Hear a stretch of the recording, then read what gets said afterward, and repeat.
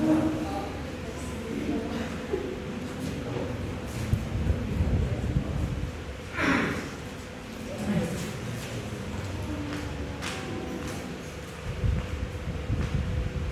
untuk kita semua. Sebelum kita memulai perkuliahan kita angkat lagu pujian kita dari Gedung Jemaat nomor 17. Tuhan Allah hadir, dua-dua ayat. Tuhan Allah hadir pada saat ini. Hai sembah sujud di sini. Diam dengan hormat, tunduk serta jiwa, tunduklah menghadap Dia. Marilah umatnya, hatimu serahkan dalam kerendahan. Mari kita bersatu dalam doa. Ya Tuhan, keluarga kami saudara dan kasih Tuhan atas berkat-Mu, kami dapat berkumpul di tempat ini dari orang masuk Bapa. Ya Bapa, kami akan memulai perkuliahan ini Tuhan, biar kami menyertainya, agar akhir bersama dengan Yesus kami bisa dipakai dan menyata wawasan ini Tuhan. Kami serahkan firman kami dalam tangan kasih-Mu. Amin. Amin. Oke.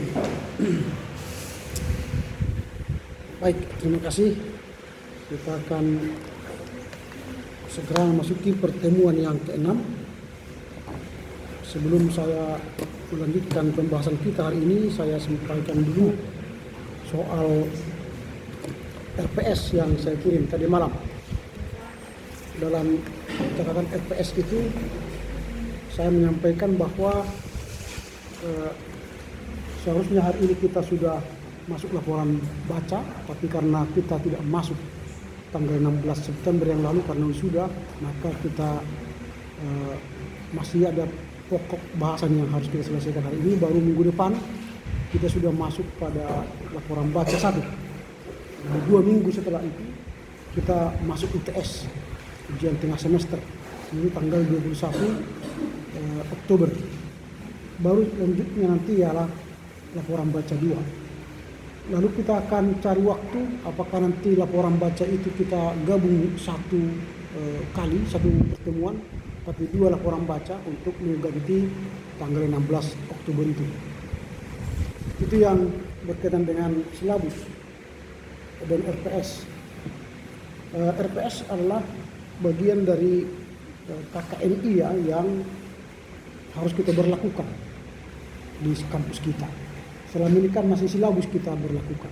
Sekarang harus RPS, rencana pembelajaran studi semester. Lalu turunan RPS itu ialah silabus, dan turunan silabus ialah SAP, Satuan Ajar Pembelajaran, Satuan Ajar Pembelajaran. Nah itu jadi di RPS kita sudah disampaikan bagaimana mekanisme pembelajaran kita. Laporan baca itu dinilai sesuai dengan rubrik yang ada di RPS itu, baik rubrik untuk laporan baca dan rubrik penilaian paper itu sama, yaitu soal sistematika, kemudian penggunaan bahasa baku, kejelasan isi atau materi, dan menyimpulkan baik laporan baca dan paper. Lalu kemudian yang dinilai lagi nanti dalam presensi atau presentasi kalian di kelas, nanti akan dinilai ialah penyajian yang berkaitan dengan persiapan atau urutan materi sistematika, penggunaan alat bantu atau media lain. Itu bisa PPT atau paper boleh. Atau yang kedua, naskah presentasi. Apakah sesuai dengan topik yang kita sepakati. Baru komposisi slide atau pembagian daripada PPT kita. Lalu bagian yang ketiga ialah pemaparan, itu penggunaan bahasa baku, dalam penyampaian baik itu laporan baca dan paper harus bahasa yang baku, kemudian kejelasan isi presentasi, itu pemaparan. Dan kemudian sikap itu penyampaian materi, bagaimana penyampaiannya, apakah lugas, bagus, bahasanya terdengar bagus, tidak misalnya cepat-cepat atau lambat sekali, atau tapi dia jelas, tegas, pesannya sampai. Baru penampilan.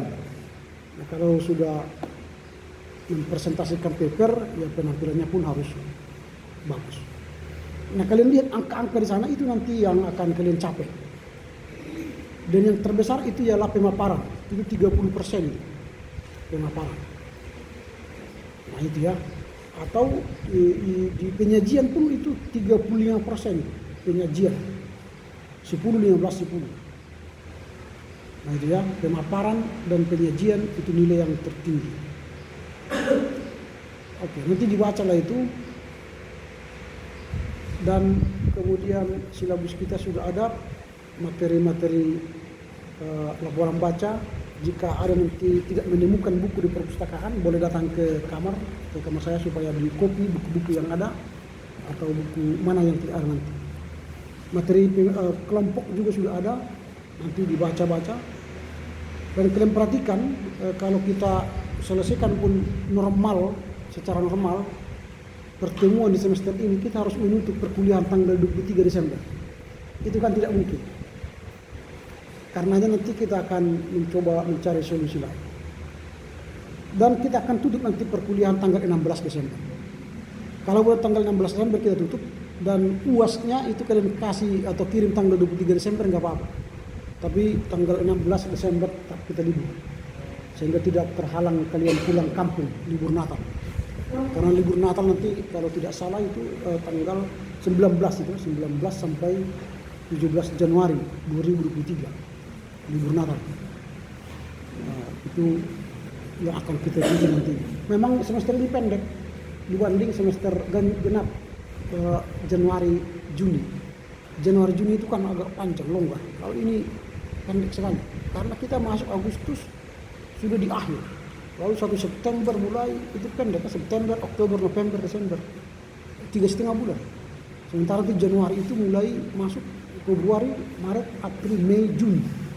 5 bulan, jadi ada waktu lama. Kita gunakanlah ya. Lalu soal permisi itu pun harus saya sampaikan. Kalau tidak urgen sekali, janganlah permisi. Misalnya ada permisi kan, Pak mohon izin saya dipanggil pulang kampung. Ya ngapain? Kan tujuan utama ialah kuliah. Atau izin Pak ada urusan keluarga gitu. Ya urusan keluarga ini nggak habis-habis. Tapi apakah harus kita di sana? Kan ada orang tua. Urusan kita adalah belajar, kuliah. Kecuali sakit. Ya, itu pun kalau sakit-sakit sedikitnya udahlah dipaksa aja. Itu Gabriel itu karena DBD ya, yang berdarah. Kalau DBD itu enak, sop anjing, sop babi, sop ular gitu kan. Itu diminum, cepat itu naik trombositnya. Atau minum guava, jus jambu. Nah itu. Dan hari ini ada teman-teman kita permisi itu persoalan akademis. Kalau itu saya izinkan karena mereka pergi ke Sigarang-Garang dalam rangka penelitian pastoral sosial. Sehingga nanti mereka tidak bisa mengejar kalau setelah ini mereka pergi. Padahal nanti malam bisa mereka ke RT, berkunjungan rumah tangga. Besok tidak bisa ke RT malam karena di sana ada PJJ di GBK, sehingga tidak bisa. Hari tadi pagi mereka berangkat. Setelah kuliah pagi. Itu ada yang permisi dari Relita, ada Berema, ada Jun Alfi, kemudian ada Sherly Ginting. Mereka sudah masuk tadi pagi dan sudah tanda tangan di sini. Nah itu jadi yang lain usahakanlah jangan absen banyak ya. Nanti Gabriel silakan tanda tangani pertemuan 1 sampai 3 karena yang lain waktu itu kamu tidak datang karena ini sudah diperbarui absennya. Dan kemudian ini yang sudah agak banyak ini absennya ialah JS Raja Sipayu. Ini sudah habis nyawanya sudah habis, tinggal satu nyawa lagi. Kalau satu nyawa itu dia tidak hadir lagi, satu kali lagi, maka habislah perjuangannya di semester ini. Artinya dia gagal dari saya. Sistem yang akan membuat dia gagal, bukan saya. Ya, ini sudah 4 kali absen dia, Alfa. Mana Jess Raja? Hah? Sempat tidak hadir, gagal lah. Berakhirlah game over. Ya, kamu Jess Raja, walaupun kamu opname, masuk aja kau. Iya, karena ini sudah habis. Opname pun dia bawa aja ke sini. Makanya usahakanlah kau tak usah opname, tak usah sakit. Apapun alasannya hadir di sini. Itu karena ini resiko. Samanya Alfa izin sakit, tidak datang sekali lagi, sakit pun dia gagal. Itu resiko. Saya tidak main-main. Itu aturan kita ya. Bukan hanya dia, semester yang lalu juga sudah saya berlakukan itu kepada yang sakit.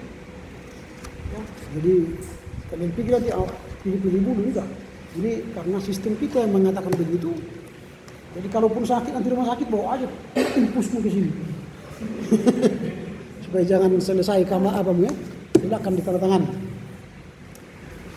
Oke, hari ini kita akan masuk pada bahasan. Tadi ada yang belum masuk namanya ya. Siapa tadi yang belum masuk? Namanya siapa? Ada tadi yang menjawab saya.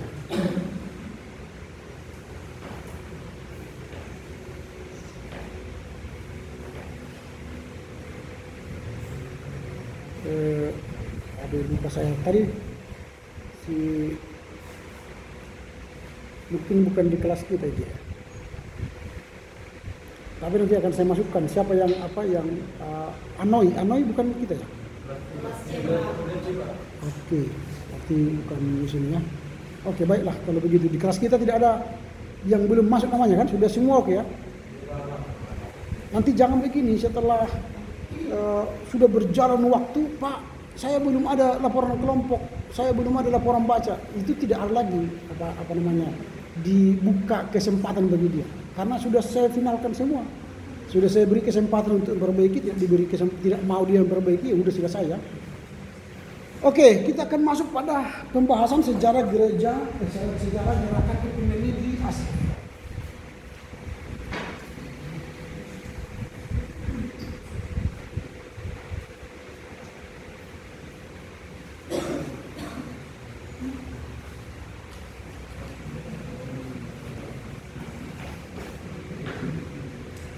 Kita sudah belajar bagaimana sejarah gerakan ekumene di dunia dengan lahirnya WCC, Dewan Gereja-Gereja Dunia, 23 Agustus 1948. Lalu kita sudah belajar juga gerakan ekumene di Indonesia dengan lahirnya PGI 25 Mei 1950. Lalu kita akan belajar sekarang sejarah gerakan ekumene di Asia dan bagaimana cikal bakal lahirnya dan lahirnya sejarah Dewan Gereja-Gereja Asia. Nah, menurut buku Rekapilon itu bukunya ini, Omnes Unumsin, ini tidak dicetak ulang lagi. Makanya dulu saya copy ini, Rekapilon, tahun 70-an diterbitkan, ini terbitan 73. Dan dia mengulas di sini pada bagian akhir soal gerakan ekumene di Asia. Nah, dia secara sederhana menyampaikan beberapa catatan yang menjadi cikal bakal lahirnya gerakan Asia, gerakan ekumene Asia. Dan itu dibahas Christian de Jong juga dalam buku Menuju Kesan Gereja pada bab 9. Dia juga membahas itu bagaimana lahirnya gerakan ekumene di Asia. Nah, menurut Rekapilon ada 4 faktor yang membuat gerakan ekumene Asia muncul. Ada 4 faktor.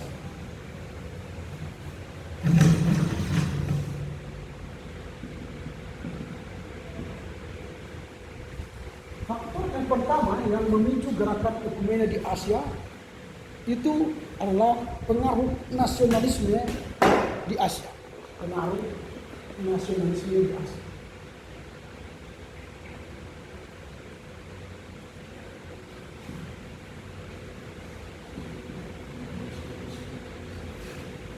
Asia itu terjadi gerakan nasionalisme karena pasca Perang Dunia Kedua sudah banyak gerakan-gerakan pemuda yang muncul untuk membangun nasionalisme. Dan kemudian pada saat itu Jepang sudah menguasai atau mengalahkan Rusia dengan senjata perang mereka dan kemampuan mereka menguasai Asia dan termasuk dunia. Sebenarnya kan mereka sudah hampir negara adik kuasa di Jepang kan. Tapi akhirnya oleh Albert Einstein menemukan bom itu ya. Lalu mereka mencoba try and error itu, coba-coba. Lalu mereka jatuhkanlah bom di Hiroshima 8 Agustus itu lalu pecah. Dan itulah bom pertama di dunia, nuklir pertama di dunia kan. Itu teorinya Einstein, E sama dengan MC kuadrat itu kan. Dan itu akibatnya kepada gerakan-gerakan ekumene dunia berpengaruh. Dengan Jepang dikalahkan dan Perang Dunia Kedua pun sudah berakhir, maka semangat nasionalisme makin bermunculan di Asia. India punya gerakan nasionalisme, kemudian Myanmar, Jepang, Tiongkok, Indonesia mulai membangun nasionalisme. Itu dimulai dengan gerakan-gerakan pemuda. Dan mereka sadar kalau dengan adanya nasionalisme di setiap daerah atau di setiap negara itu akan memupuk persaudaraan dan akhirnya itu meningkat ke Asia. Sehingga Asia orang-orang Kristen mereka harap bersatu, memiliki gerakan yang sama. Itu yang memicu ada gerakan nasionalisme di negara-negara yang ada di Asia. Itu menurut PK Pilon. Kemudian yang kedua ialah pengaruh kekebalan Injil.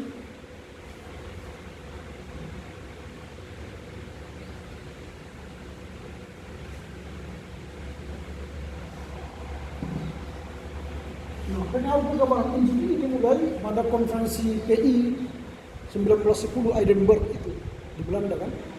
Lalu dari sana mulai menyebar nanti dan bertumbuh gerakan-gerakan misi di nasional, artinya di negara-negara.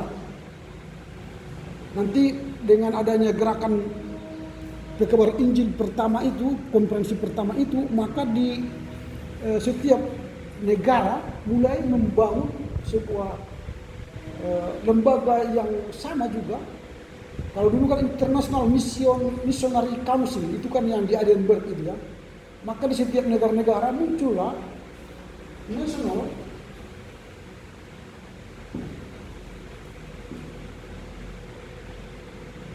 Missionary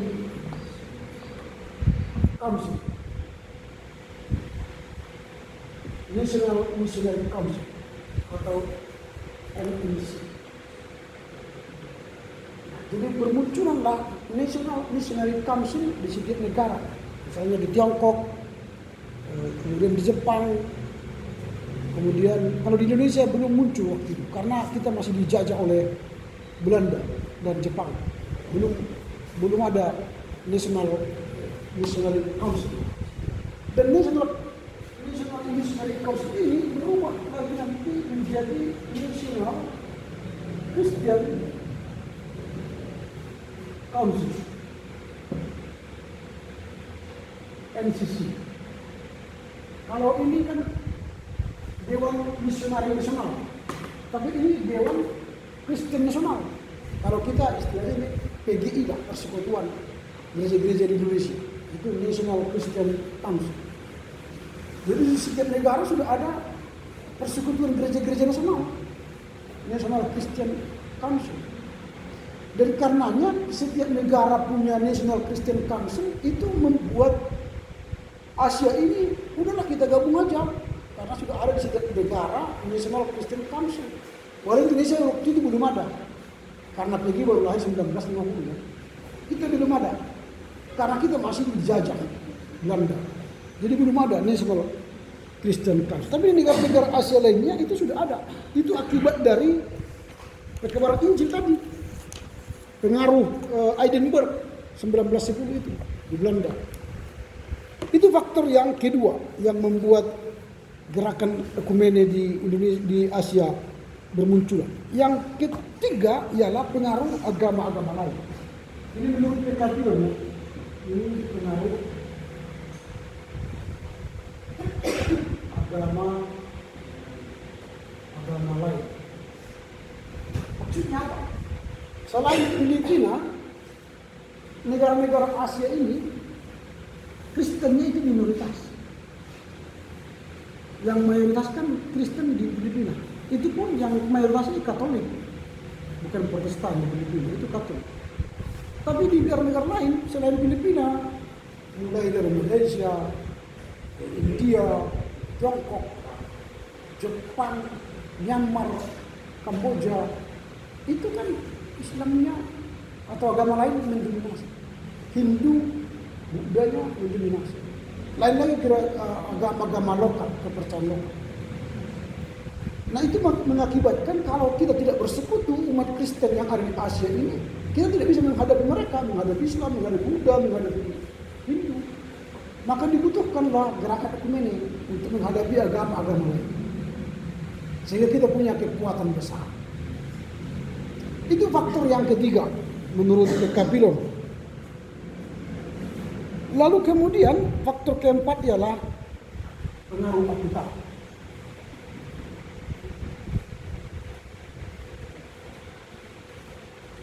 Ini khususnya Yohanes 17 ayat 21.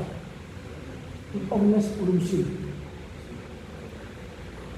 Karena ut omnes unum sin ini adalah semboyan bagi world student,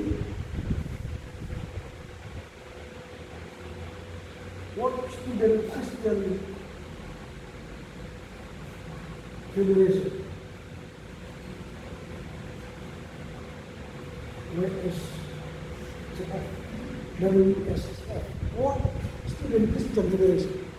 Ini nanti cikal bakal dari GMKI ya, dari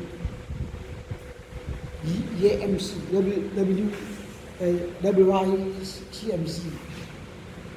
Itu dari Young Christian Student. Jadi ini nanti gerakan-gerakan ini yang melahirkan gerakan ekumene. Kalau kita lihat di Indonesia, lahirnya Budi Utomo, Sumpah Pemuda, itu kan menjadi cikal bakal lahirnya nasionalisme di Indonesia. Jadi pemuda ini membawa kegerakan. Reformasi di Indonesia juga dibawa oleh pemuda. Di negara-negara lain pun begitu. Di India, di Cina, di Jepang, Tiongkok, itu gerakan-gerakan ini kuat sekali membawa gerakan keesaan atau ekumenisme. Jadi pengaruh Alkitab ini sangat kuat. Ut omnes unum sin mewujudkan doa Yesus itu agar semua menjadi satu. Nah ini pengaruh Alkitab. Dan memang nanti kalau kita lihat itu bagaimana WSCF mempengaruhi gerakan ekumene, maka belajarlah nanti dari GMKI. Gitu ya. Ini dari bukunya atau pendapat PK Pilot. Dia mengatakan ada 4 faktor gerakan ekumene Asia itu ada di Asia. Dan kemudian PK Pilot juga melihat ada faktor lain yang membuat gerakan ekumene ini terwujud di Asia Tenggara. Ada 3 faktor lain. Nah, faktor lain ini yang pertama itu adalah pengalaman Perang Dunia Kedua.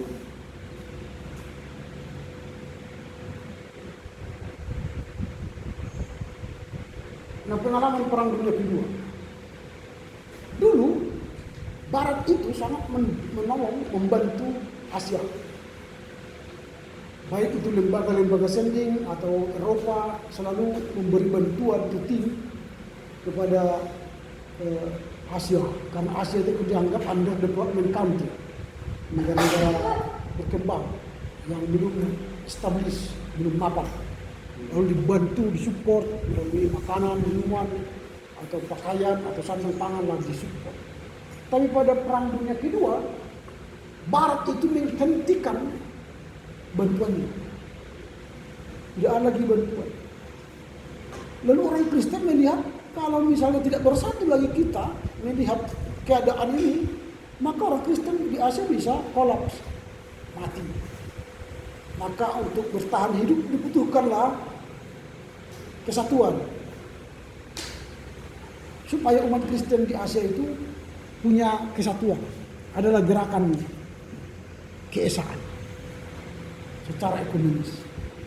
Jadi pengalaman Perang Dunia Kedua itu faktor lain untuk memicu lahirnya Dewan Gereja se-Asia. Faktor yang kedua ialah munculnya dekolonasi. Munculnya dekolonasi setelah Perang Dunia Kedua.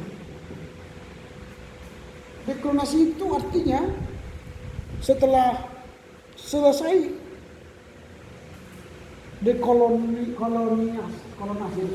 setelah selesai Perang Dunia Kedua, maka akan muncul lagi penjajah baru. Misalnya ketika kita dijajah Belanda 3,5 tahun, 350 tahun, kemudian setelah itu kan kita dijajah oleh imperial baru, Jepang. Itu namanya dekolonialisasi. Jadi kita diganti oleh imperium baru menjajah kita. Dekolonasi. Kita jadi dekolonasi. Nah, kalau kita tidak bersatu umat Kristen yang ada di Asia, maka nanti negara-negara Asia ini dijajah oleh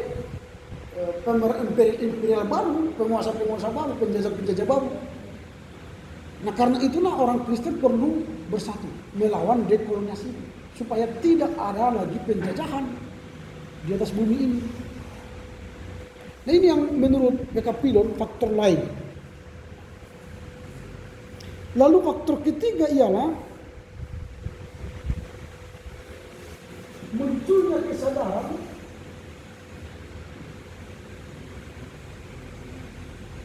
bahwa di DGD itu Dewan Gereja Sedunia, DGD itu terlihat kuatnya dominasi gereja Barat.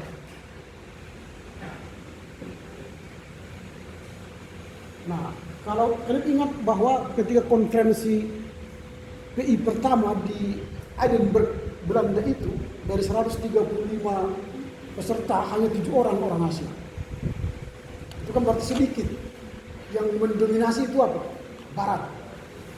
Lalu setelah itu dibentuklah WCC, Dewan Gereja Sedunia, tanggal 23 Agustus 1948. Itu komposisinya yang paling banyak ialah gereja-gereja Barat. Lalu ketika mengambil keputusan di DGD ini atau WCC ini, itu penentunya paling banyak ialah gereja-gereja Barat.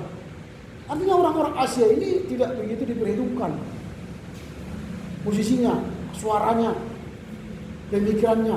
Karena dianggap kita berasal dari underdevelopment country. Orang-orang apa? Orang-orang yang miskin, orang-orang yang masih di bawah standar gitu ya. Tak perlu dengar suaranya. Nah, karena itulah muncul suatu keinginan untuk membentuk gereja Asia, supaya nanti di gereja Asia ini kita punya power kalau kita mau bertarung di WCC, supaya kita tunjukkan kesatuan kita. Dengan adanya nanti Dewan Gereja-Gereja Asia ini, maka kita punya kesempatan menjadi pemimpin di WCC. Tengoklah, pendeta Henriette Lebang menjadi ketua presiden LWCC. Sebelumnya kan Tuan Nabawan, saya Nabawan menjadi presiden WCC. Nah itu berarti kan Indonesia sudah mulai diperhitungkan, karena kan Asia gitu ya, diperhitungkan menjadi pengurus di WCC. Itu karena adanya gerakan ekumene di Asia, sehingga diperhitungkan. Nah ini menurut PK Pilon, dominasi gereja barat di WCC itu sangat kuat, makanya kita butuh membangun gerakan ekumene di Asia. Nah kemudian kalau kita melihat nanti sejarah bahwa setelah konferensi PK Barat Injil Sedunia di Edinburgh 1910 itu kan diputuskan waktu itu bahwa di setiap negara harus membentuk tadi National Missionary Council, dan National Council ini diharapkan menjadi penyemangat untuk misi-misi dunia, dan itu dilakukan oleh John Moore.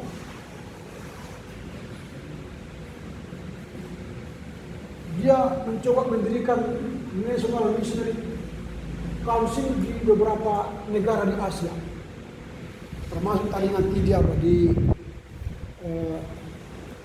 India, Tiongkok, kemudian di Jepang, Sri Lanka, dan Korea. Dia mendirikan National Missionary Council, John Moore. Nah karena adanya di beberapa negara National Missionary Council tadi, maka itulah kesempatan bagi gerakan ekumene untuk bersatu, berkumpul. Kalau sudah ada di India, ada di Tiongkok, ada di Jepang, ada di Sri Lanka, lalu ada di, kalau di Indonesia waktu itu belum ada, itulah dikumpul dulu, bertemu untuk berbincang-bincang dalam rangka mencoba menyatukan hati untuk membentuk sebuah gerakan ekumene di Asia. Nah, setelah itu saya katakan tadi, dari National Missionary Council maka terbentuklah National Christian Council. Misalnya di India, di Cina terbentuklah Church of Christ in China. Church of Christ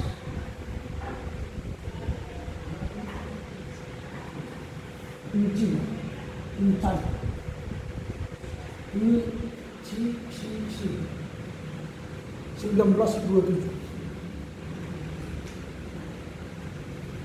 Jadi mulailah ada gereja, persekutuan gereja-gereja Kristus di Cina 1927. Lalu tidak hanya itu, kemudian ada persekutuan gereja-gereja di Jepang, Nippon Krisuto Koyodan, Nippon Krisuto, Nippon, ini bahasa Jepang, Nippon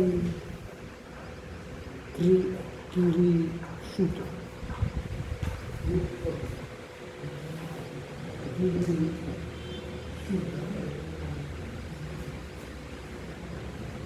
Nippon Krisuto Kyodan. Ini seperti persekutuan gereja-gereja di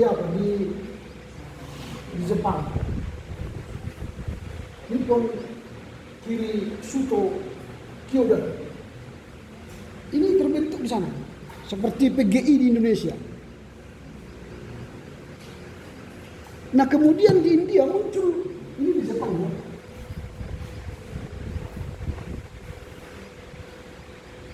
Di India muncul CSI.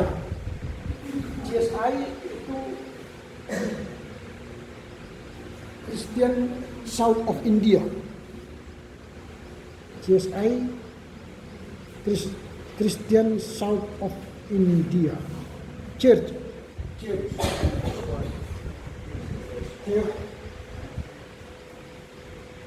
South of India. CSI, Church South of India, CSI. Ini beberapa contoh, ada lahirlah National Christian Council di beberapa negara, lahir di Cina, lahir di Jepang, lahir di India, berlahiran lain. Karena sudah ada National Council atau Persekutuan Gereja-Gereja Nasional, maka dibuatlah kesepakatan untuk mempertemukan National Council ini atau Persekutuan Gereja-Gereja Nasional ini. Dibuatlah pertemuan untuk membentuk sebuah gerakan ekumene dan digagaslah pertemuan itu diadakan di Manila Februari 48. Di Manila Februari 48 dan memilih yang menjadi konvenernya pertemuan itu RB Manikam.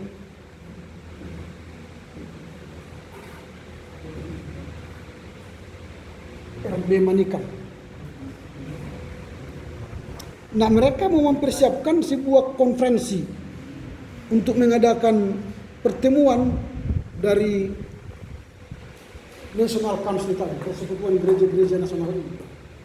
Hendak membentuk sebuah persekutuan dengan nama, mereka rencanakan waktu itu namanya ialah Eastern Asia Christian. Eastern Asia Christian. Eastern.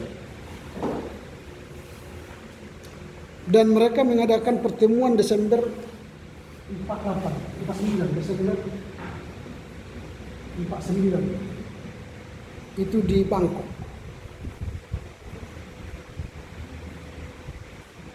Bangkok, Thailand. Sebentar ya, saya izin keterangan sebentar.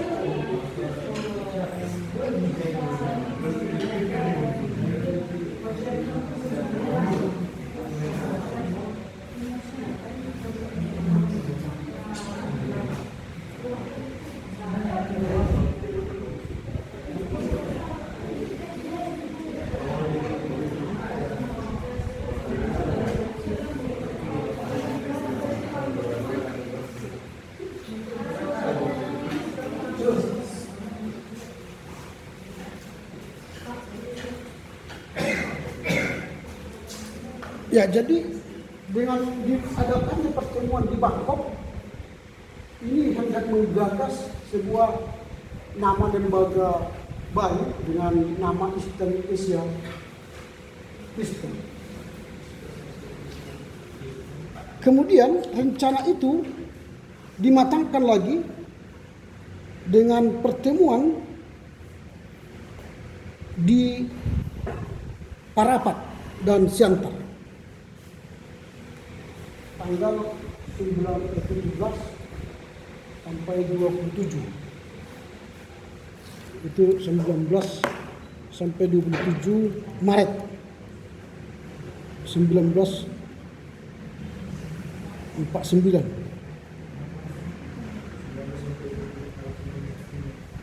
Tujuh belas sampai 27 sampai 27 Maret 1957. Ini di Kecamatan Siantar dan Parapat.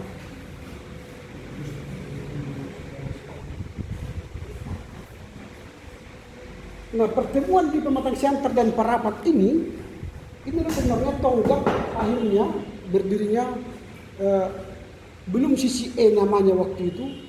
Mereka menyepakati namanya masih apa namanya ini, East Asia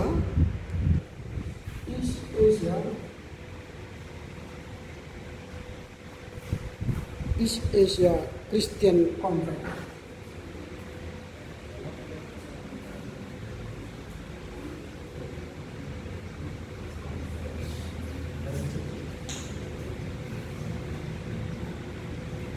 EACC, East Asia Christian Conference. Itu di Parapat dan Pematang Siantar 17 sampai 7 Maret 1957. Dan ini belum ditetapkan nama ini, masih dirancang di pertemuan ini.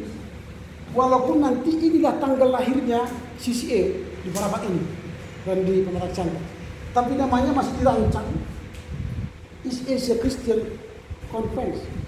Dan nama ini baru ditetapkan ada itu pada sidang raya di apa namanya ini tahun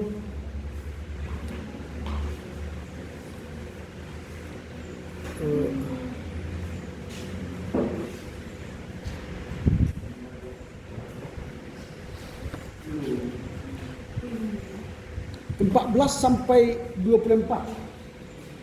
14 sampai 24 Mei 1959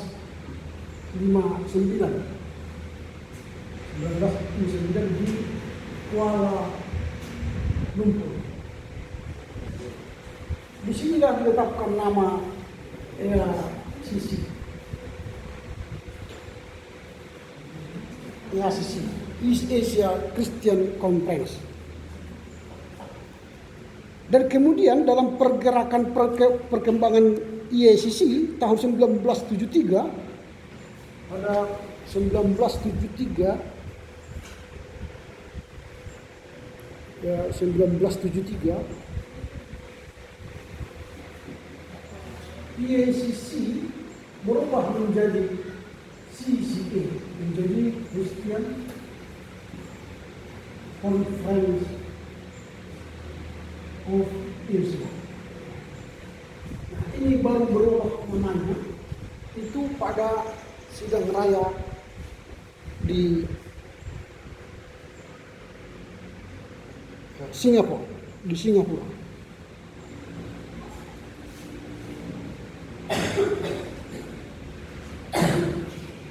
Itulah akhirnya nama CCA.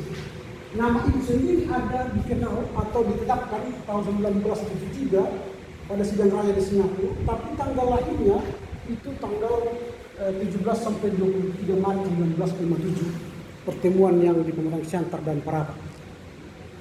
Nah, supaya kalian tahu nanti sejarah gerakan Dewan Gereja-Gereja Asia yang lahir menjadi nama CCA.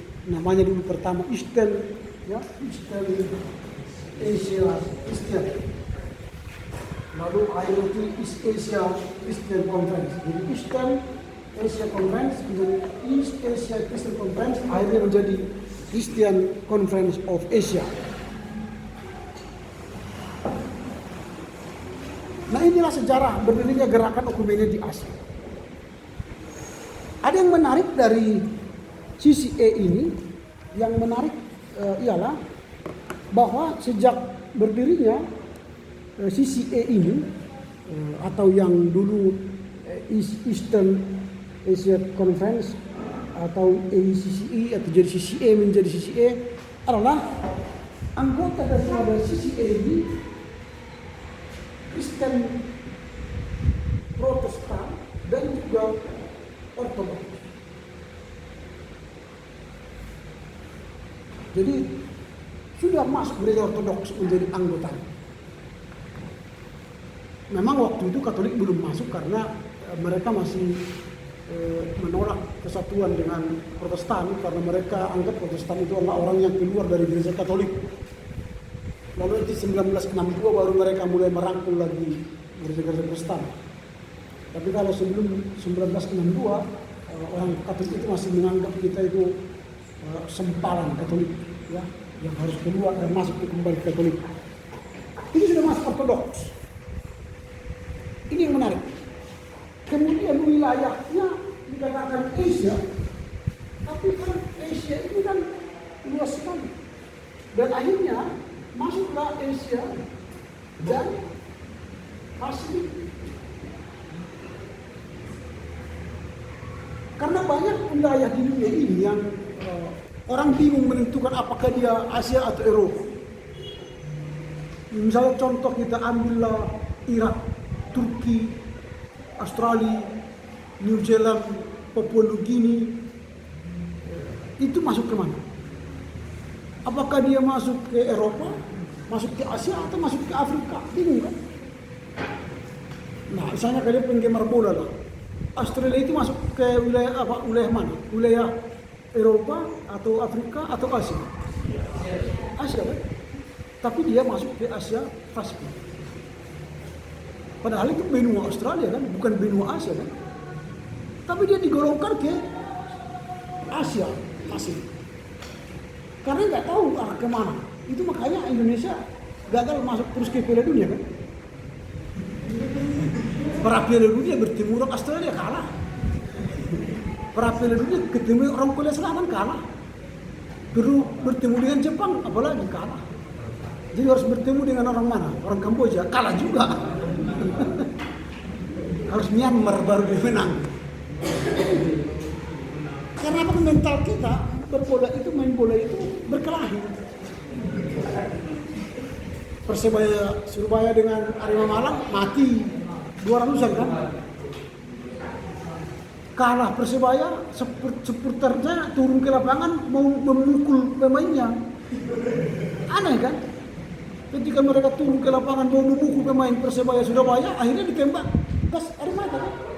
Kalau tembak gas air mata bertaburan lah, orang mau keluar. Padahal pintu hanya satu dibuka. Udahlah diinjak lah. Yang mati itu anak belasan tahun, yang tidak bisa melawan yang besar-besar.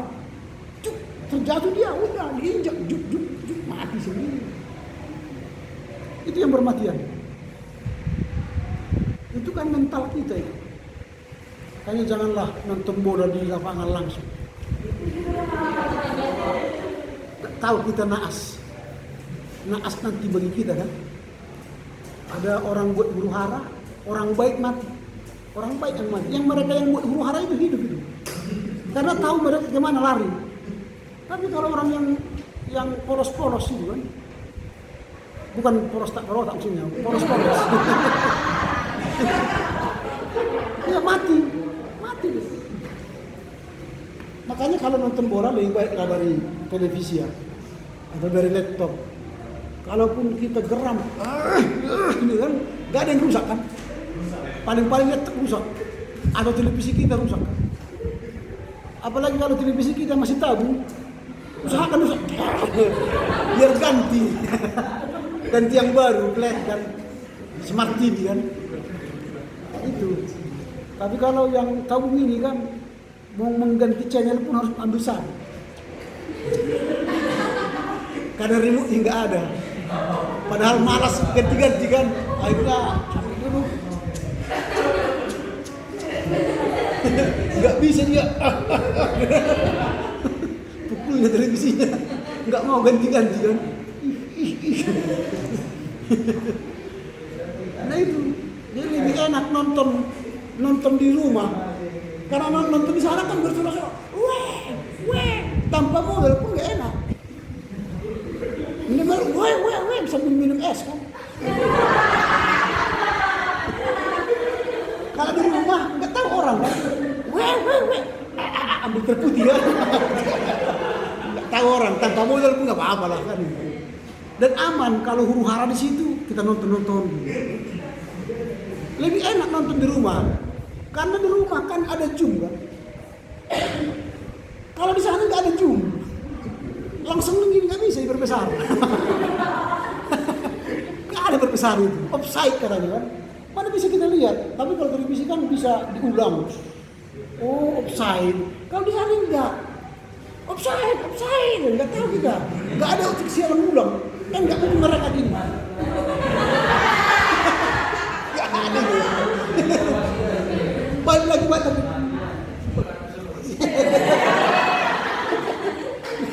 Nggak ada itu di televisi yang ada itu.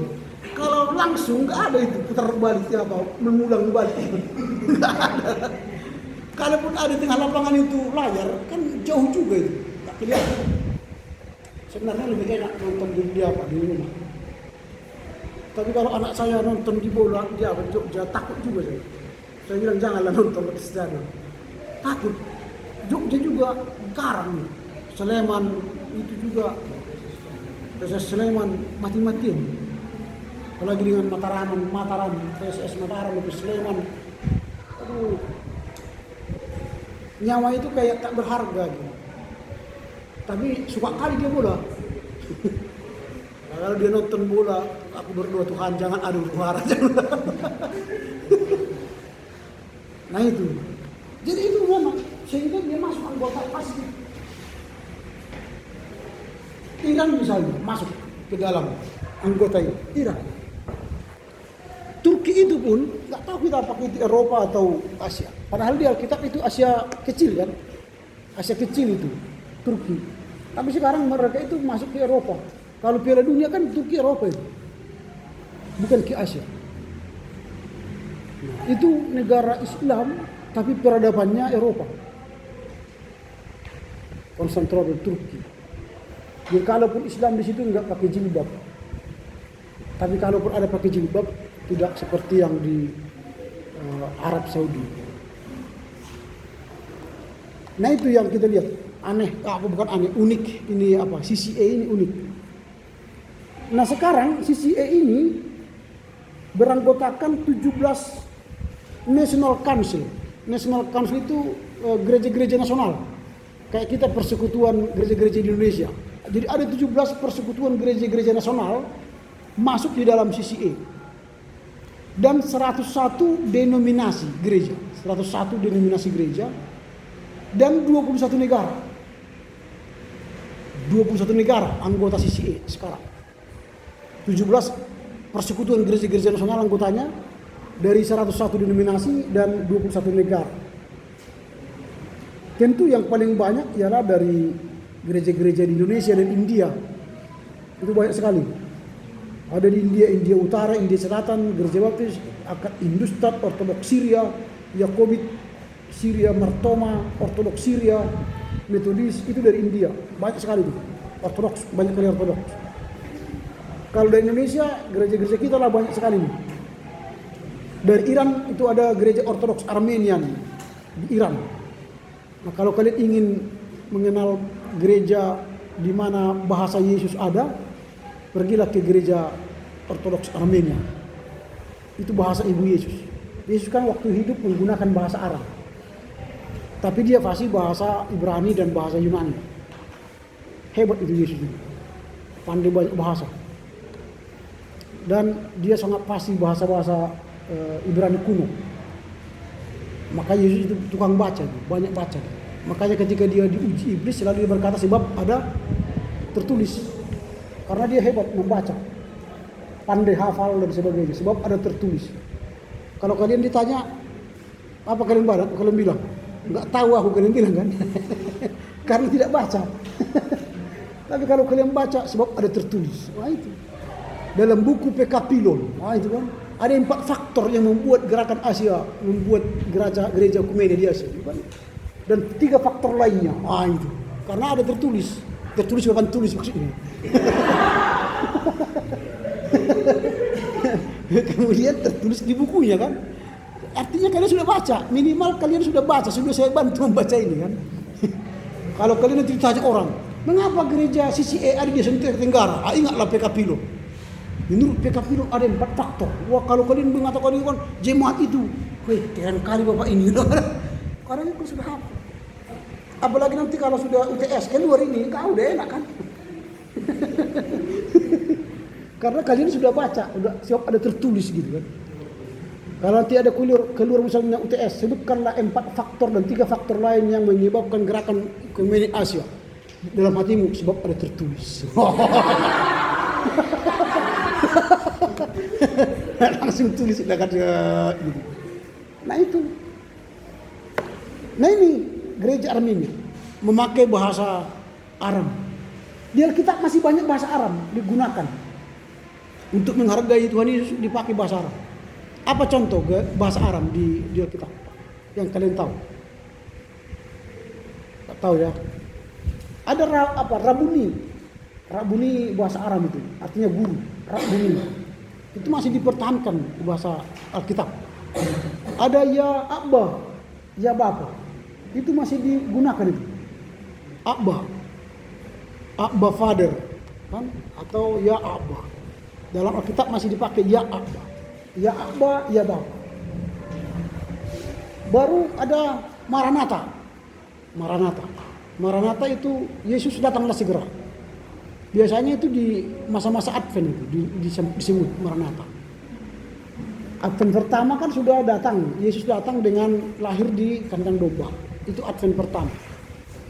Dan itu kita rayakan dalam memperingatinya pada masa-masa Natal. Tapi Advent kedua, arti Advent kedua ini kedatangan Yesus kali kedua. Dia datang bukan lagi lahir menjadi manusia. Maranatha kedua nanti Yesus datang untuk menghakimi orang yang hidup dan yang mati. Dia jangan harap nanti datang Yesus lagi menjadi manusia, lahir kandang domba. Enggak lagi. Itu Advent pertama itu. Advent kedua nanti Yesus datang dalam kemuliaannya untuk menghakimi orang yang hidup dan mati. Tetapi kita atau para pendeta sering menggunakan bahasa-bahasa Aram ini, tapi merusak makna teologis. Misalnya berkat. Kalau pernah kalian dengar orang-orang membuat berkat begini, anugerah Tuhan Kristus kasih Allah Bapa dan persekutuan Roh Kudus memberkati saudara hingga Maranatha. Pernah kan? Itu pendeta yang tidak tahu teologi itu. Dia mengurangi masa berkat Tuhan itu hingga Maranatha.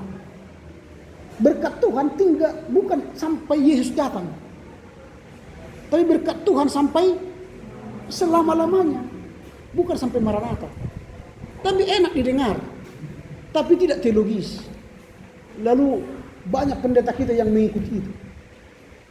Dan tidak hanya itu lagi, tambah lagi. Anugerah Tuhan Kristus kasih Bapa persekutuan Roh Kudus berkat saudara hingga Maranatha. Haleluya. Amin. Ditambah-tambah lagi. Makin enak didengar, tapi makin salah secara teologis. Apalagi dalam nama Yesus kami berdoa. Haleluya. Amin. Ada komanya lagi. Padahal dalam Alkitab berdoa dalam nama Yesus. Titik kan. Tidak dalam nama Yesus koma. Haleluya. Enggak ada itu. Atau apalagi sekarang. Dalam nama Yesus kami berdoa. Haleluya. Semua orang percaya katakan. Amin. Wah. Entah di Alkitab mana mereka baca. Dan kalian pun saya kira pernah membuat itu. Mengatakan seperti itu, seolah-olah hebat padahal salah. Tidak teologis. Itu.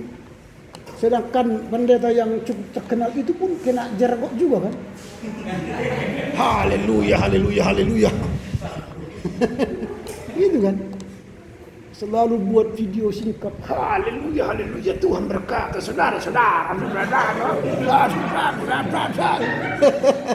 Jerkok juga ya. Itu. Jadi jangan tampil untuk popularitas. Karena orang yang tampil demi popularitas itu akhirnya kena juga.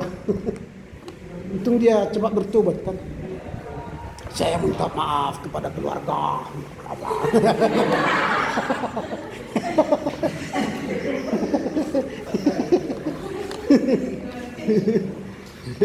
Padahal waktu dia berkhotbah, ya bisa saja dia memperkosa, jangan katakan apa, jangan mengapa. Enggak berpikir dia kan, karena dia membela si kawan itu kan. Setelah keluar surat peringatan keras, tak maaf dia, takut juga rupanya dipecat kan. Ya kalau dipecat nanti kan hilang gerejanya. Karena sudah banyak pendeta-pendeta GBI dipecat. Misalnya Yesayas Pariaji udah meninggal kan. Dia itu dulu kawannya Gilbert itu, kawan dekat. Karena yang membuat bertobat Yesayas Pariaji itu Gilbert.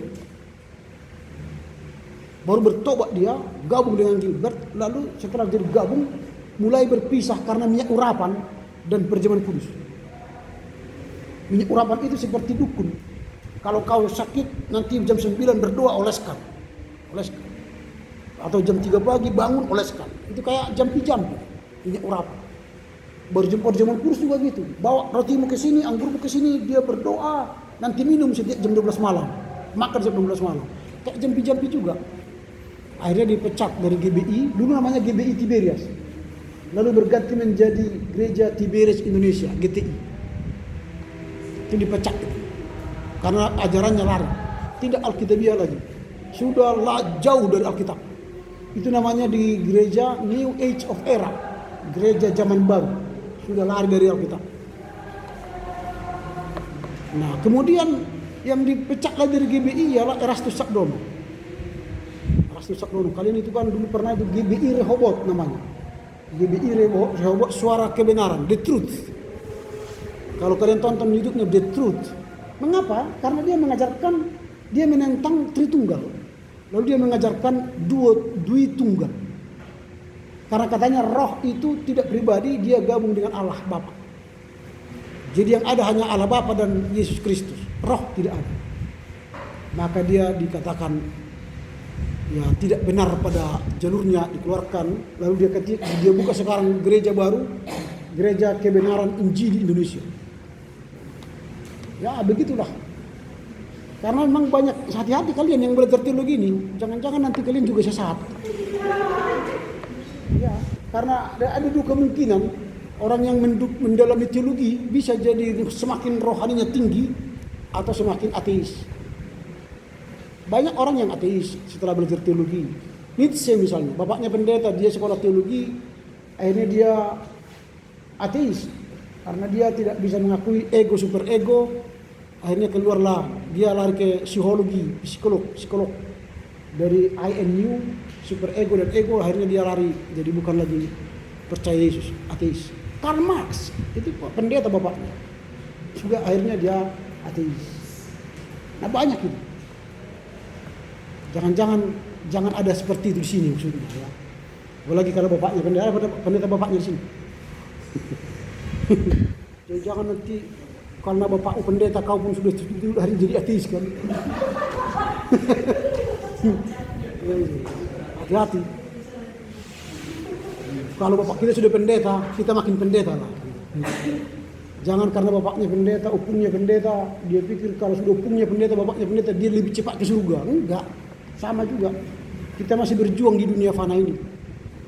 Belajar berjarah mencari teologi Tuhan yang arah logos itu.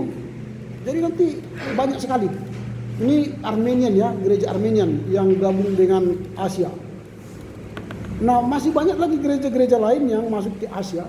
Makanya gereja Asia ini unik dan kita senang bergabung di dalamnya.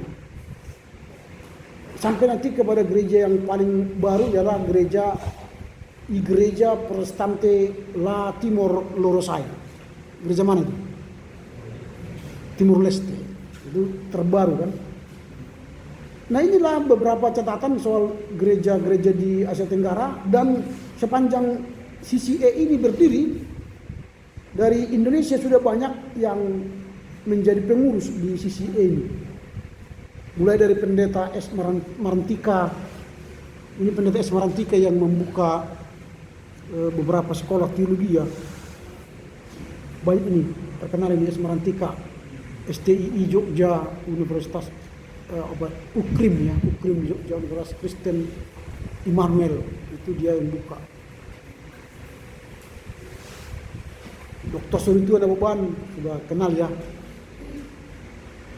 SAE Nababan, TB Simatupang, dan masih banyak yang sudah banyak masuk termasuk Dr. Henriette Tehuta Lebang, dia pernah ketua CCA. Kemudian pendeta William TP Sumarmata juga pernah ketua CCA. Dari GBKP ada pernah Erdian Sembiring, dia menjadi pengurus pemuda di CCA. Nah, artinya pemuda semasa muda mulailah belajar menjadi seorang yang berjiwa ekumenis. Nah, saya kurang tahu berapa orang kalian ini orang-orang yang ekumenis. Itu saya bisa tahu dari berapa orang kalian yang GMKI di sini. Yang di kelas ini berapa orang GMKI? Hanya 3 orang. 3 orang ya. Nah, ini GMKI sebenarnya adalah lembaga yang mengajak kita dan mengajar kita untuk berjiwa ekumenis. Tapi kalau saya berkhotbah di GMKI cabang Medan, saya selalu miris melihat kehadiran GMKI dari Medan, dari STT Wisata Medan, sedikit sekali. Seharusnya kita lah teladan di sana.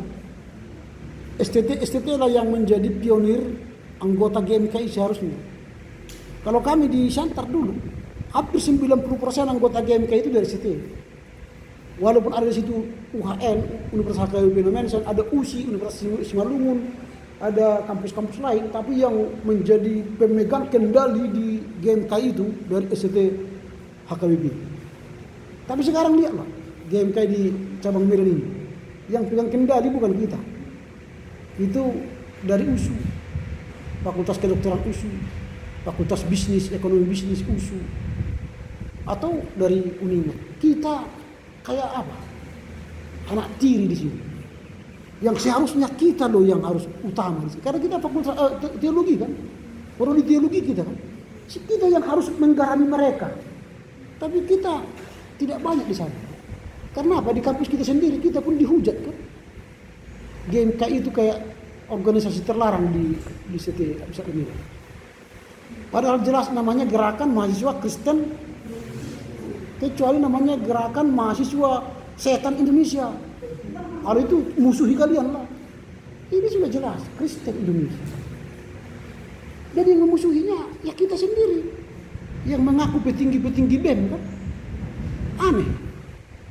Padahal mitra kekelengan PMT GKPI, PMT HKI, PMTS kalian terima, tapi GMKI kalian tolak. Apakah GMKI itu pembunuh sehingga harus ditolak? Seharusnya disitulah kalian belajar jiwa ekumenis. Bertemu kalian dengan orang-orang lain, disiplin ilmu lain.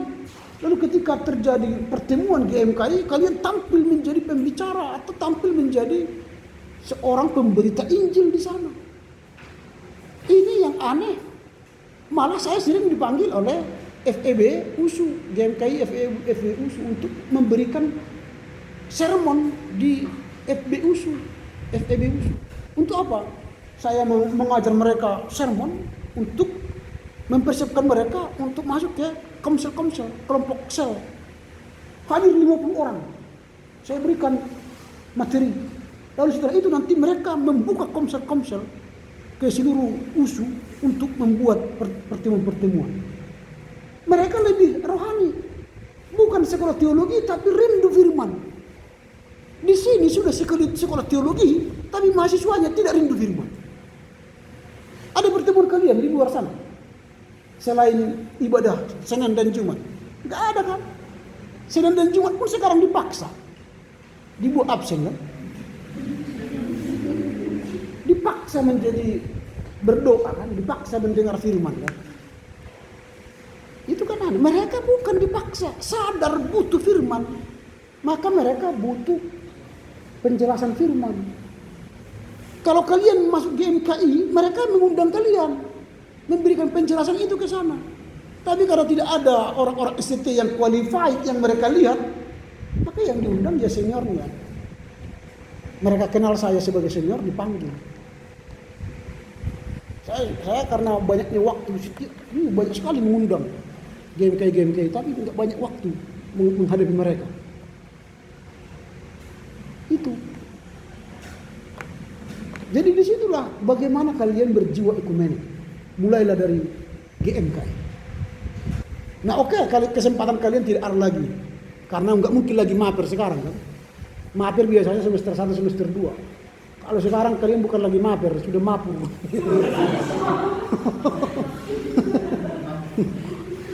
Masa pulang itu, mau pulang event lain kan, udah tamat kan pulang itu. Yang bisa kalian kerjakan sekarang ialah pergilah ke organisasi lembaga-lembaga ekumenik. Misalnya pergilah ke PGI wilayah Sumatera Utara. Bertandanglah. Kalian kan hanya 17 SKS semester ini. 17 SKS kan banyak waktu yang lowong.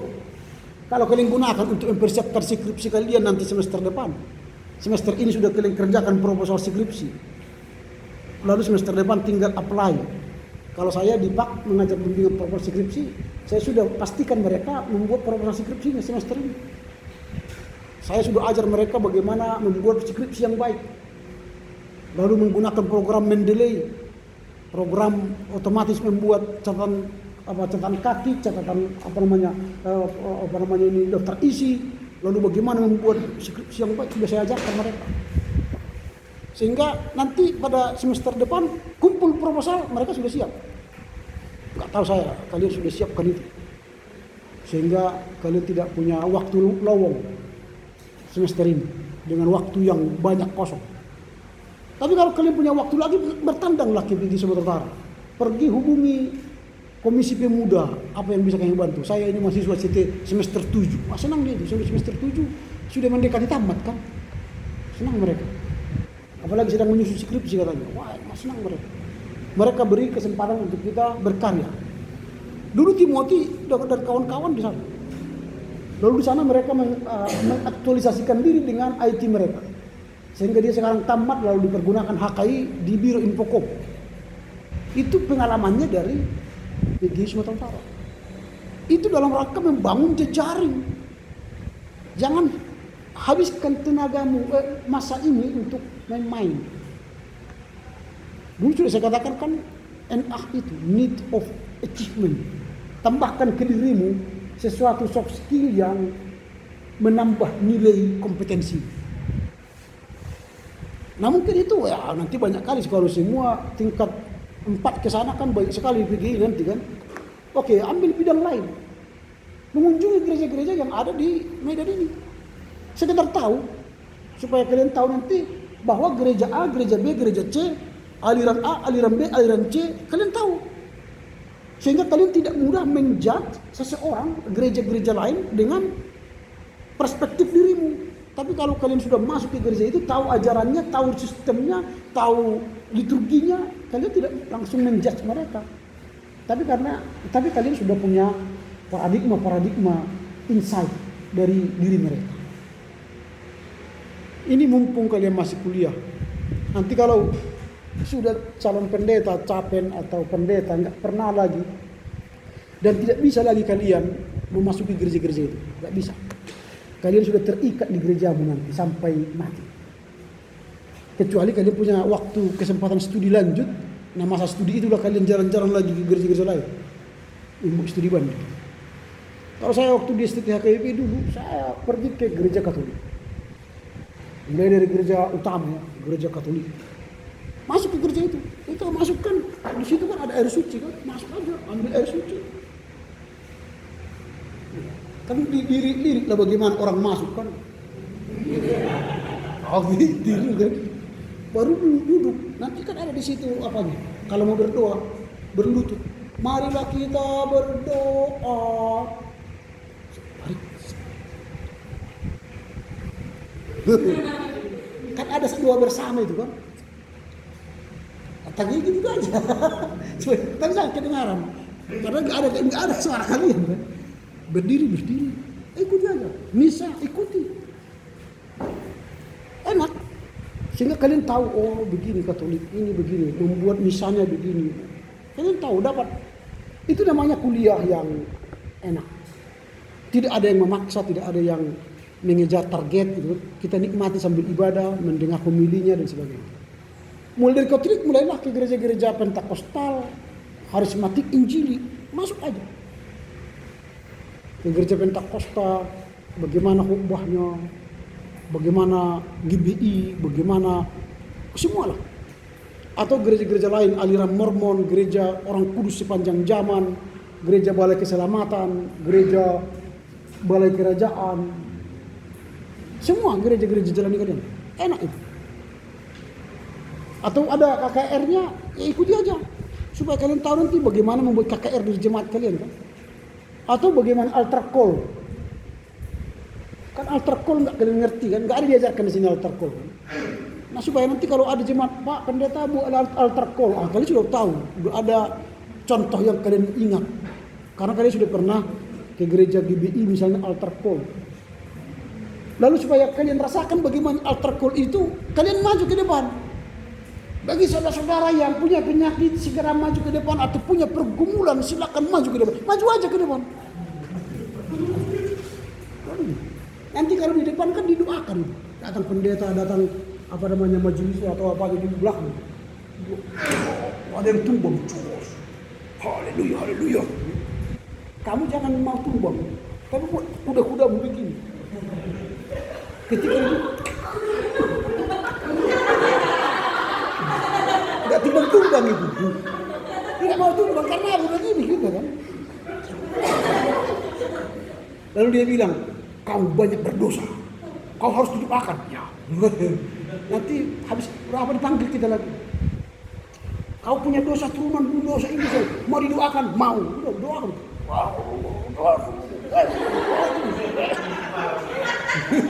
Didoakan. Tendang-tendang. Bagaimana perasaannya? Wah lega. Gitu. Masih ada lagi tuh, masih. Oh berarti dosa orang tua, dosa ini. Ya mau diputuskan, ya putuskan. Wah kalau apa? Rasakan aja.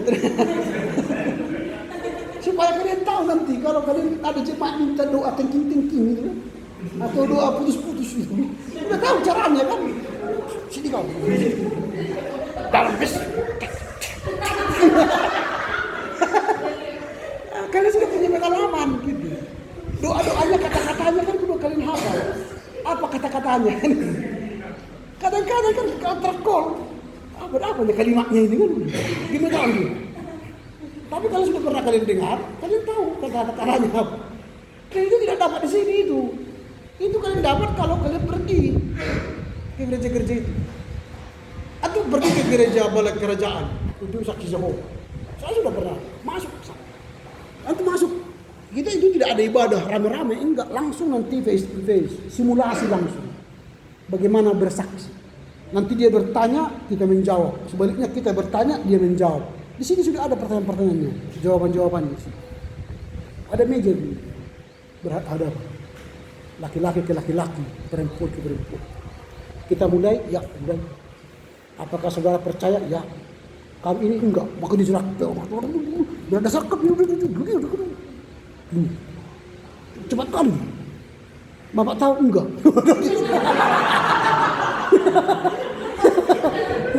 Memang enggak tahu kita. Karena mereka sudah hafal. Makanya kalau kalian ingin hafal Alkitab, masuklah saksi Jehovah. Diajari kalian trik-trik menghafal Alkitab. Bagaimana caranya? Ini ke sini, ini ke sini. Bingung kalian. Tahu Bapak itu? Enggak. Wah. Ini juga belum tahu? Enggak. Ngomong dia terus. Baru tidak 1 jam sudah selesai ya. Minggu depan kita lanjutkan. Oke, salam. Persembahannya di situ ada kotak. Kalau kalian mau kasih, kalau tidak mau kasih enggak apa-apa, pulang aja. Itu. Jadi masuk aja supaya kalian tahu. Tidak hanya ngomong gitu. Masuk ke gereja Bambang Yonan. Udah pernah ke sana? Bambang Yonan. Rumah persembahan. Besar itu kan, kayak itulah mungkin gereja terbesar di Sumatera Utara, Sumatera ini. Selain di Jakarta ya. Besar. Masuk aja. Nanti kan ribuan orang kalian lihat. Jangan-jangan ada teman di sini kan. Kami juga sering gitu sampai sana. Abang pendeta. Oh, gitu.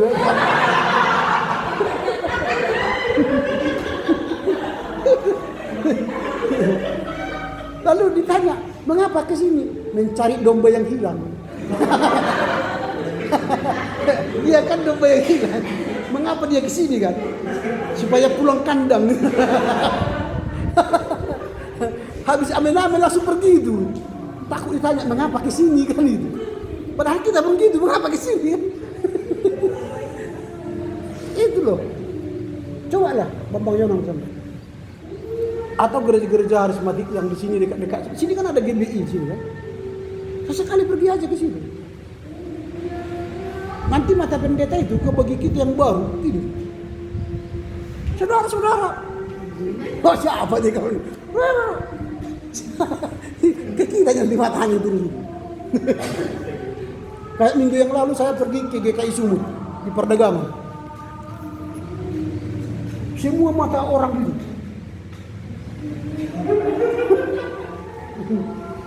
Jadi aku gini aja.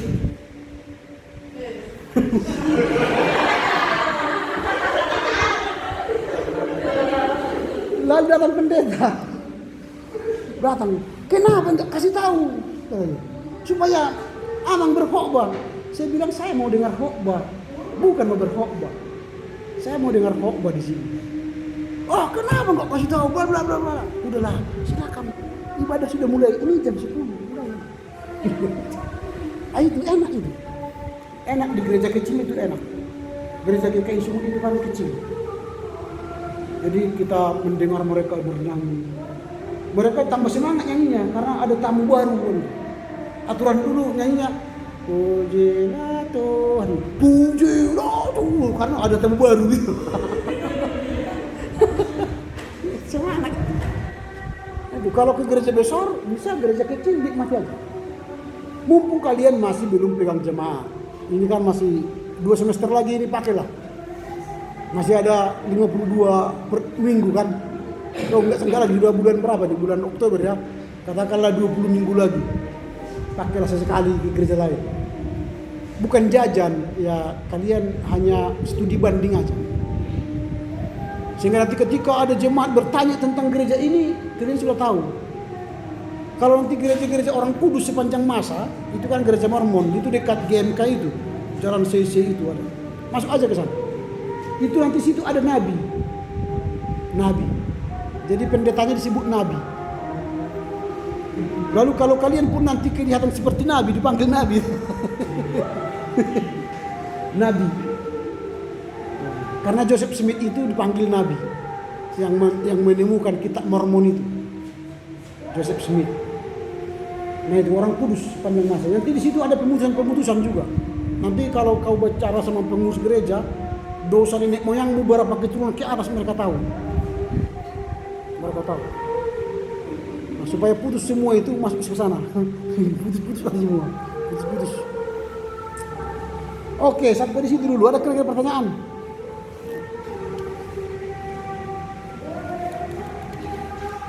Jadi latihlah dirimu sejak dini untuk menjadi manusia atau pelayan yang berjiwa ekumenis, ya. Jadi jangan sektarian atau pragmatis, tapi berjiwa ekumenis. Berjiwa ekumenis itu haruslah pandai menempatkan diri dalam dunia kita dan dunia orang. Ini belum saya buka soal debat dengan agama lain. Itu masih kita dengan agama apa denominasi kita. Kalau sempat nanti kita buka dengan agama lain, saya kurang tahu apakah kalian sudah siap dengan dialog interfaith dengan agama lain. Kalian sudah tamat semua Islamologi kan? Sudah tamat kan? Berarti kalian sudah dianggap sudah bisa debate Islamologi. Artinya kalau bertemu dengan Islam, kalian sudah bisa menghadapi Islam. Bertemu dengan Buddhis, sudah bisa menghadapi Buddhis.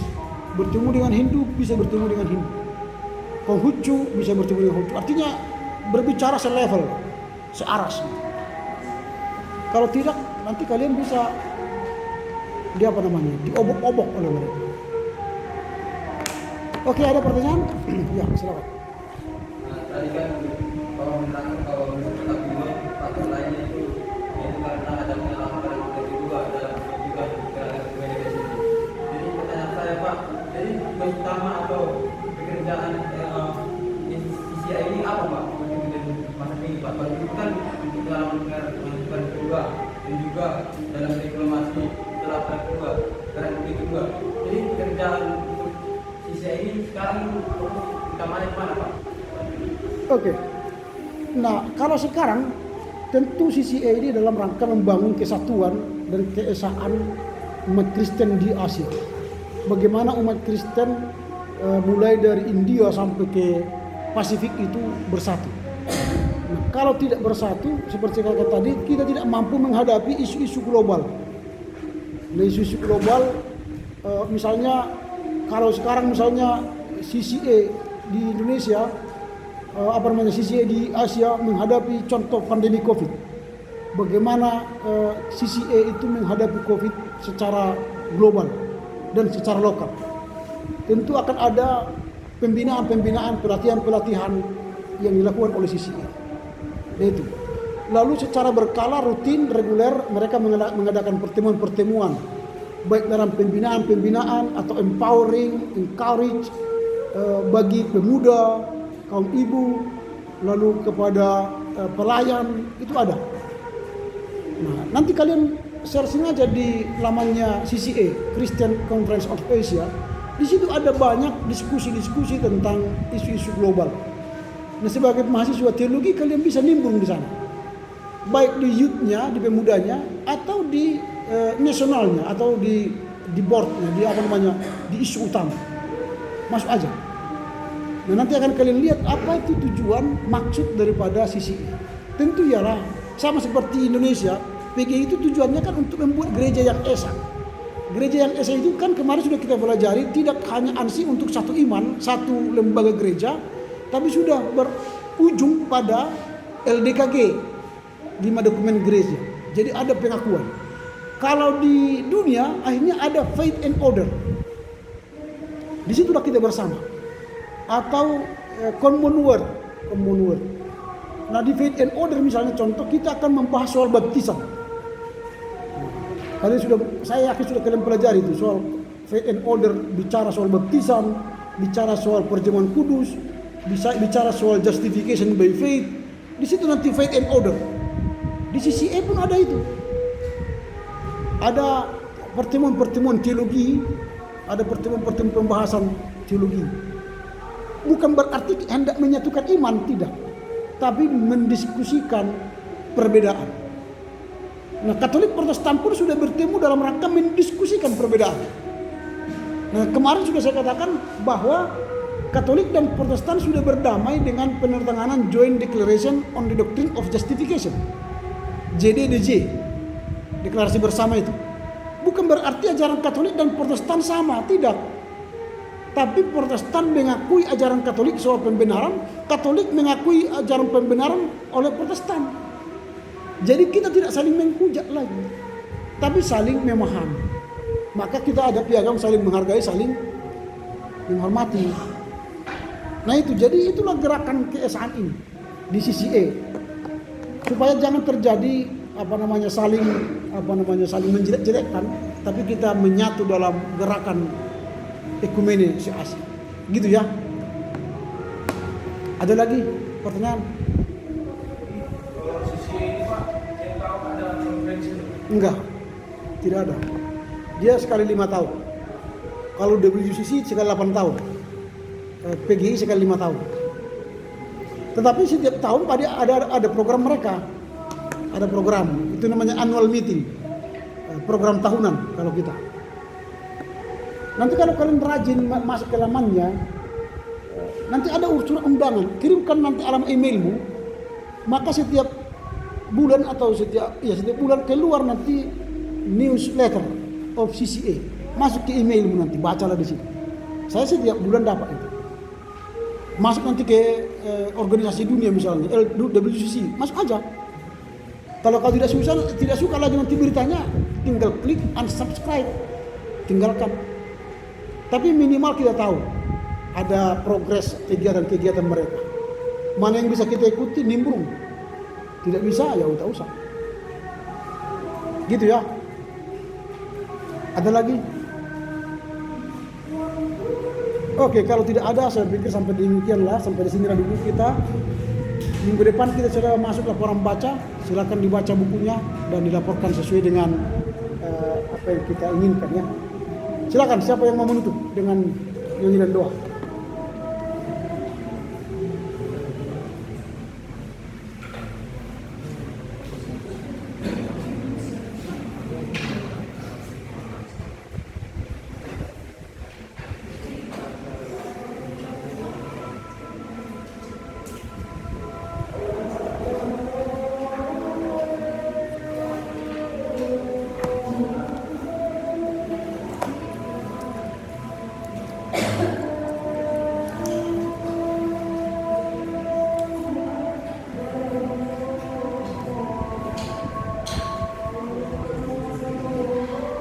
Ini si Benahya tadi tidak hadir. Hah? Ini Pak, si Wantri Pak, salah tentangan aku Pak, pertentangan saya Pak. Si Wantri, mana dia? Iya nggak datang tadi Pak, tapi salah tanda tangan. Saya kira tadi punya saya Pak, yang tenang saya punya si Wantri Pak. Ada kesiran. Tadi tidak datang dia? Iya nggak datang. Juga Pak, tadi dicek si Wandi katanya pulang kampung deh Pak. Katanya sama pulang kampung. Jadi dia ini yang tidak masuk kalau saya pulang kampung. Ngapain dia pulang kampung? Terima kasih Pak. Oke. Berarti si Benahya tidak datang ya? Si Elgria juga nggak datang? Oke. Silakan.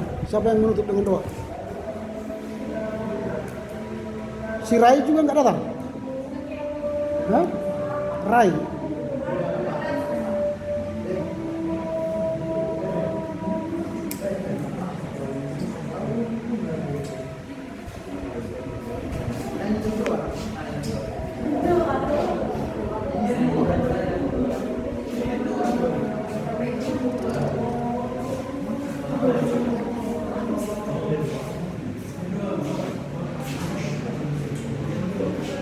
Doa aja Pak.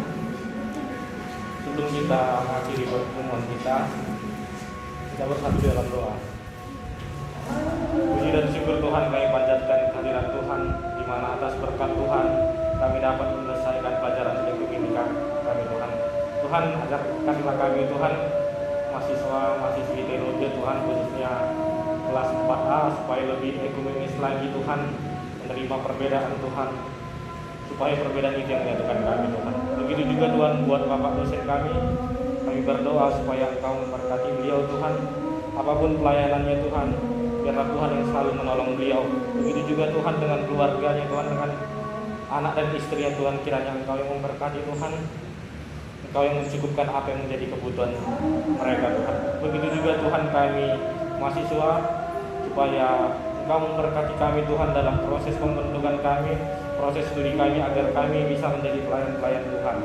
Tuhan, sebentar lagi Tuhan kami pulang Tuhan, kiranya Engkau yang menyertai perjalanan kami, agar kami tiba dengan selamat tanpa kekurangan seorang di rumah kami masing-masing Tuhan. Banyak dosa yang kami lakukan Tuhan, baik sengaja ataupun tidak sengaja, kiranya Tuhan yang menghapuskannya dan Tuhan yang mengampuninya. Dalam nama Yesus kami berdoa dan mengucap syukur. Amin. Amin. Oke, selamat berakhir